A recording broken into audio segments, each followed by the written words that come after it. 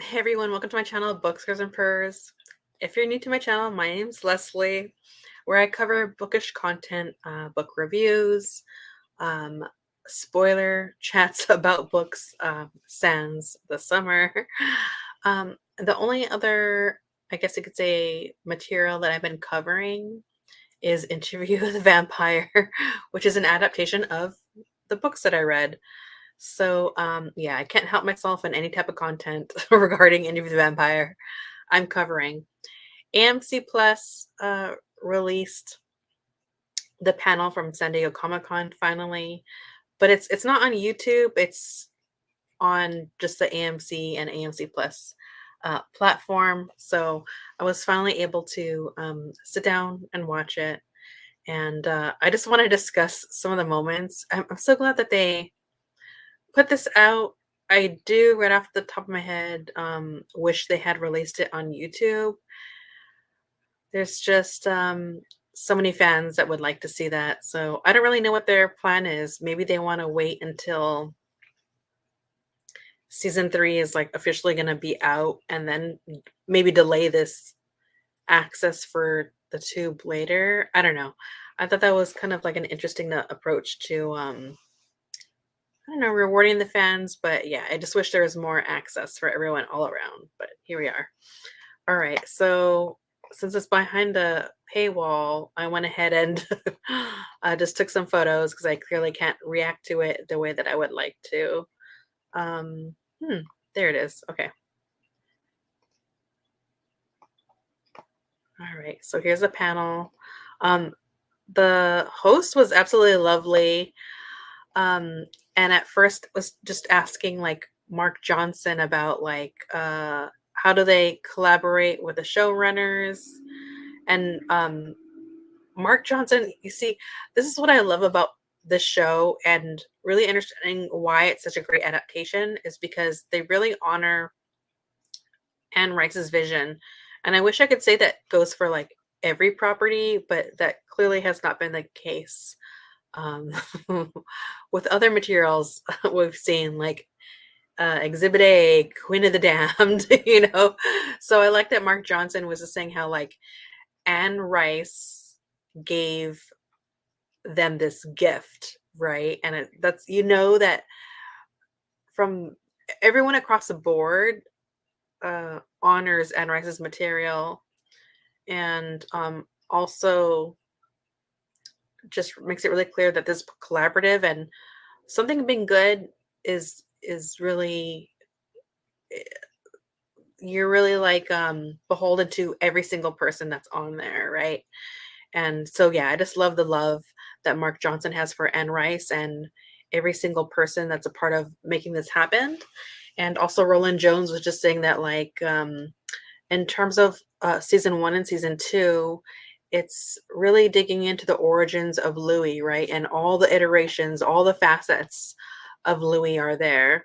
And really that's how they approached the adaptation of the first book, right? Because season 1 and season 2 is really just the first book. And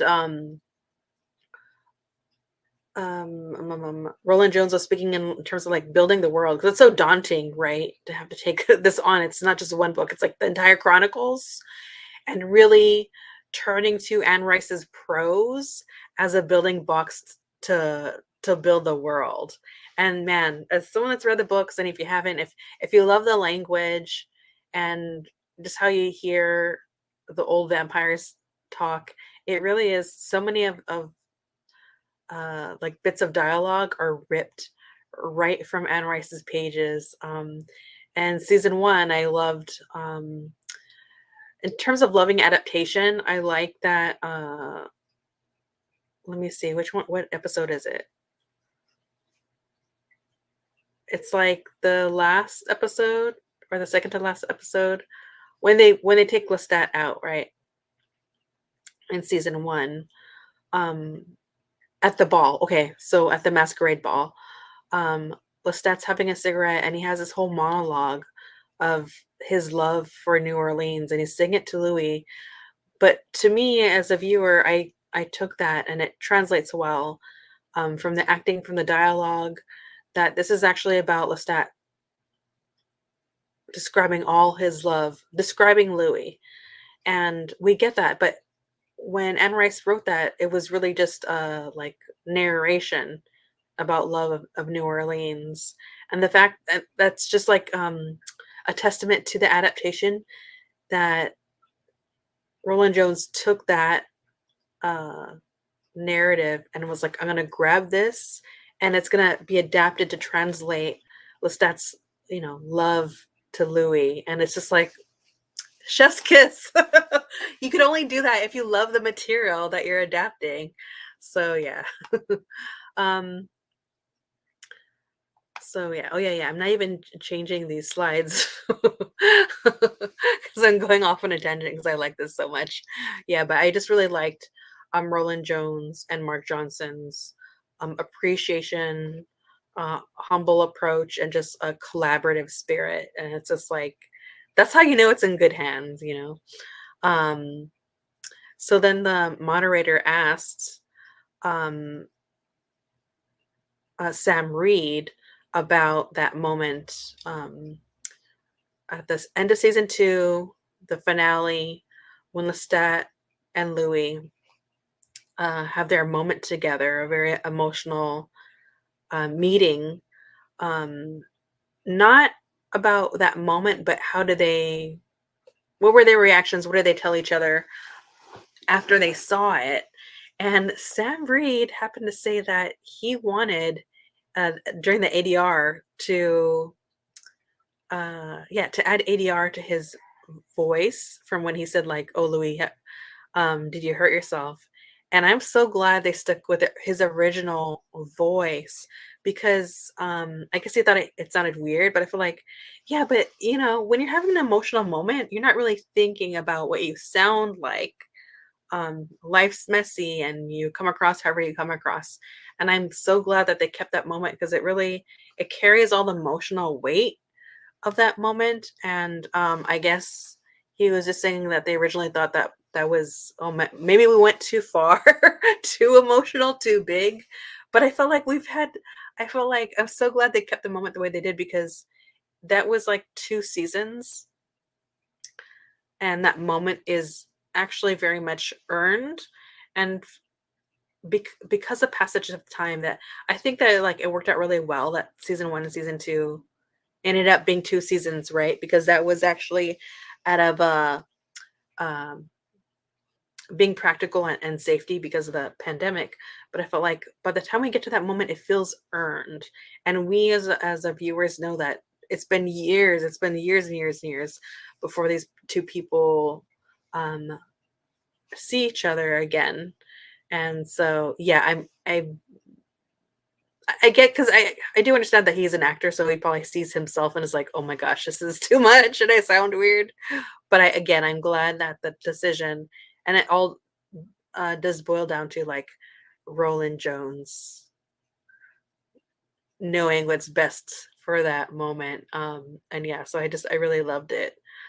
Um, yeah. So moving on, Delaney. Let me tell you something. Sam Reed, Delaney Hills, yeah, yeah, and Assad Zaman, they all got what do you call applause, but the applause for Claudia was the actress was just so like it was so there's definitely an uproar of applause basically, and I thought that was like really beautiful because we love the character and we love the portrayal of this actress playing this character. And the moderator called Claudia a tragic moppet, which I really liked. Um, but yeah, Delaney, the host, the moderator, asked a great question, and I wish people would ask the actress more across the board during these interviews about just that look, that last look that she gives to Lestat. And I appreciated the insight because she was saying she was just trying to like understood what that look, there's like an evolution to the look of getting to what the actress is going to give, and how she thought like initially that maybe it was hatred, but then really it's just this person is in so much pain and looking she just needs to look for someone she needs help.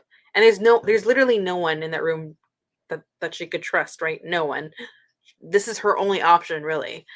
And I like that she mentioned the idea of hatred at the beginning because when I saw that moment, I I think I was totally projecting. I thought she was giving a look of hatred.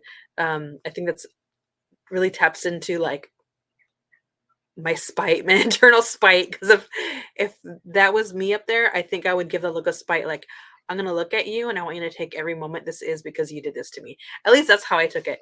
But no, I've seen interviews and other people I've chatted with have just said that really it's just a plea to her dad, which is just like it's even more tragic. But I did like her talking about like how does how does she get there and the nuance of the scene. I absolutely loved it. And then oh my gosh, Assad, what a gorgeous man. I couldn't help myself. Yeah, I love how awkward they all seem during the applause. It's just like really beautiful. Um, and yeah, the actor was just talking about like just understanding the levels of deception, uh love, and just all the range of emotions and playing those emotions as they kind of like ebb and flow, and how you can't like just play even though like us as a viewers the complex emotions like we're able to see the nuance of it. You can only play like like let me just play one emotion at a time, and kind of took it as that's how people feel and move through time. And so I just liked him talking about like how am I even gonna approach tackling this. It was just like it was really good. I'm trying to remember what the next one was. I think they were talking about oh yeah. Um I'll go back here for a moment. I don't know what I did with the slide. I think I moved it around. I'll stick to this one. Um they were also talking about oh no, now I remember. Can you tell I don't remember? They were also talking about the parallels between Claudia and Assad because they're both um, young vampires, especially more so like in the book. There's a less of a gap of age. Um, and Delaney said that she's the leader of the hate page for Armand, which I absolutely loved. But the moderator did ask if like Assad actually no, if Armand, sorry, or asked Assad if Armand actually respects Claudia, and he says that he does, but either way, she's an obstacle, and also ultimately she's Lestat's fledgling. So there's kind of like that projection of this is a reminder, right, in a way, of of the history that he has with Lestat, and so he um Armand was never gonna love Claudia. And even if he feels guilt behind what he did, it's like he can't even face it. Um, and I think that's an interesting conversation to bring up about specifically Armand, because the evolution of Louis, so much in season one and season two, is something similar. Like so much of it is him having to face um, his responsibility. And so I find that interesting. Like season one, season two really is Louis confronting himself, um, and needing to find a level of forgiveness for Lestat, so he could also forgive himself, right? So yeah, that's a fascinating assessment on Armand, I'd have to say. But yeah, also I totally skipped this. There was a conversation about the tower scene, and because now we have this dynamic of it's Lestat, Louis, Armand, And Assad did make a quip that it's like he's almost like he's Rashid again, because he's kind of like removed, and it's this moment between uh Lestat and Louis that really take up the screen in that moment. But yeah, Sam and Assad were also saying it's so interesting because their part together in that dynamic of like the three of them, it's really actually like Sam and Assad playing for their characters, just like looks, which is kind of interesting because I would say that's kind of similar to what the character of Armand is doing in present day Dubai with Daniel, right? The whole time there's a lot of looks, and so I'd say to parallel that, what Armand and um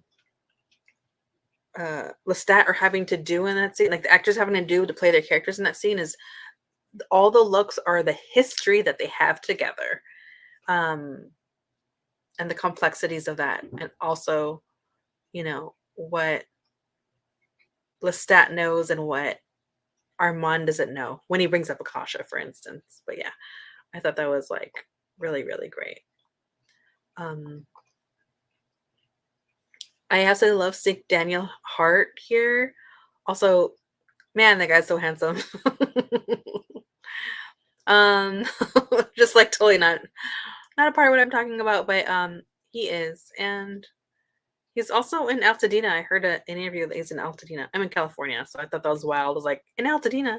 Um, but I really liked how um, we get an insight in how he's creating the music, which I didn't know is that like even before he gets a script, he's already coming up with like music, whether they're going to use it or not. He's working on it, and then there's a talk about um,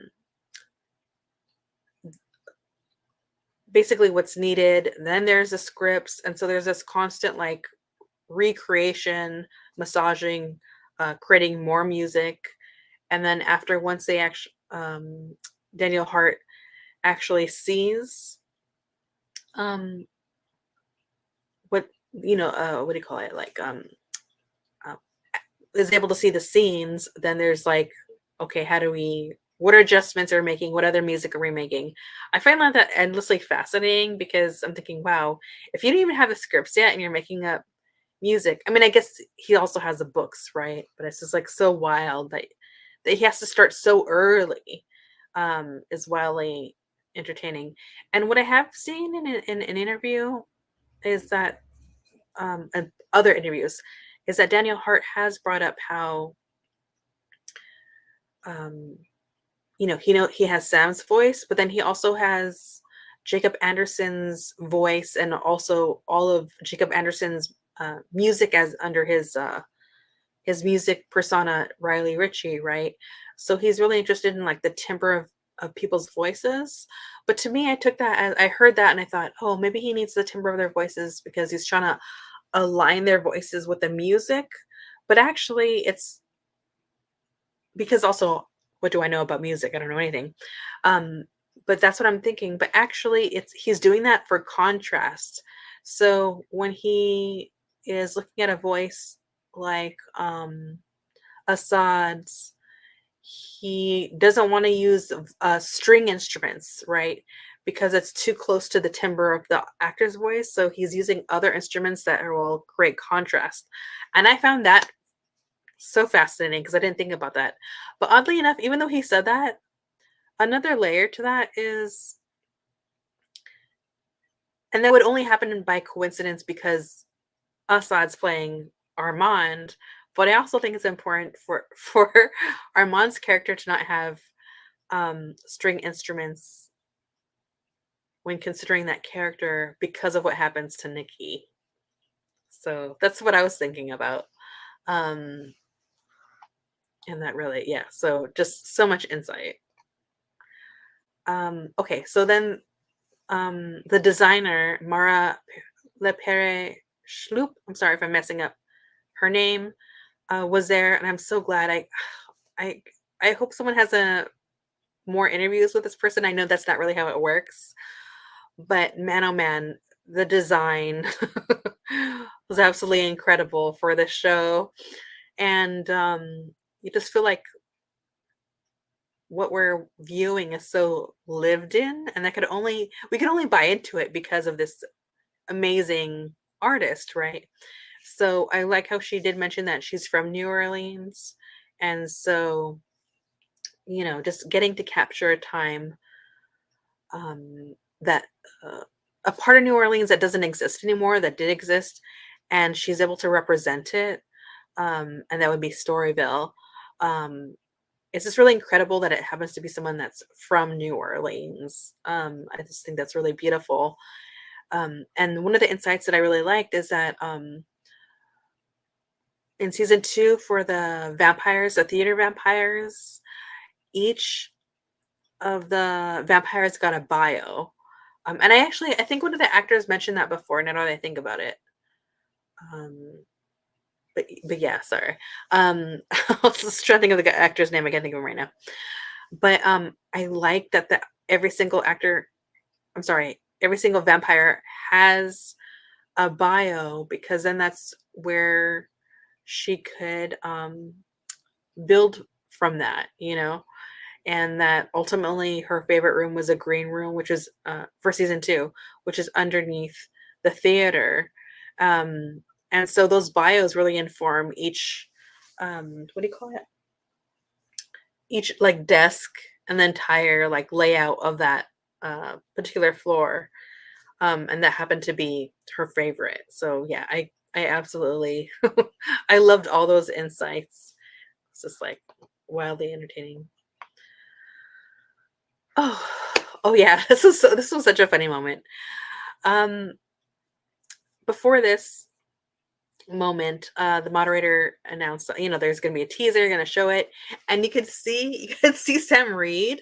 He kind of does this thing, which I could relate to as an introvert and someone that has anxiety, where he's just like he's just like taking a deep breath before the teaser is showed, just so wild.